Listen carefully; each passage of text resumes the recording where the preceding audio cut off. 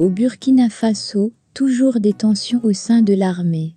Pour plus d'informations sur ce sujet, retrouvez-nous après le générique. Mais avant de commencer, n'oubliez pas de vous abonner et d'activer la cloche de notification pour ne pas manquer nos prochaines vidéos. Bon visionnage.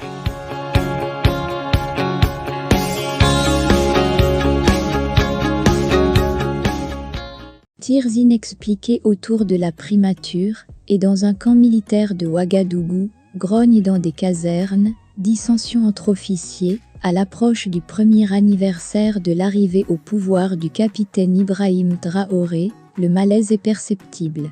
Selon des sources militaires et des témoins sur place, de brèves rafales de tirs ont été entendues dimanche 24 septembre, entre 8h et 9h du matin, heure locale, au camp Guillaume Ouedraogo, dans le centre-ville de Ouagadougou. De quoi susciter de nouvelles questions, alors que les rangs de l'armée sont sous tension depuis quelques jours.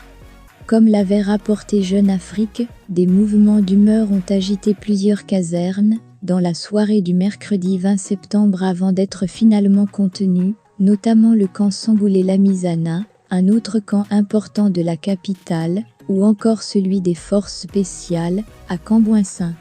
À la suite de la publication de cet article, les autorités de transition burkinabè avaient diffusé un communiqué évoquant des informations totalement infondées et malveillantes. Tir près de la primature.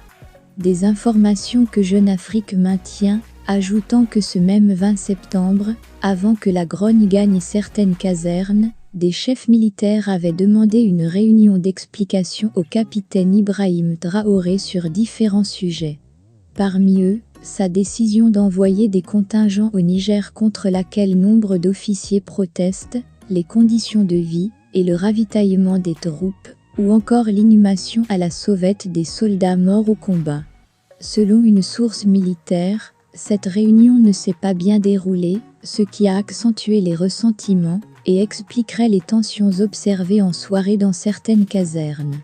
Le 20 septembre toujours, un peu après 18h, des tirs inexpliqués ont aussi été entendus près de la primature, utilisée comme présidence par Ibrahim Traoré au détriment du traditionnel palais de Koziam, à Ouaga 2000, et aux environs de la villa dans laquelle il réside, située à quelques centaines de mètres de là. Le dispositif de sécurité a depuis été renforcé autour de la primature, notamment avec le positionnement d'un véhicule blindé équipé d'une mitrailleuse à l'arrière du bâtiment. À l'approche du premier anniversaire de son accession au pouvoir par la force, le 2 octobre 2022, le capitaine Ibrahim Traoré redoute des tentatives de déstabilisation. La semaine passée, il a remanié ses services de renseignement, après que les autorités de transition ont annoncé avoir déjoué un complot contre la sûreté de l'État impliquant des sous-officiers.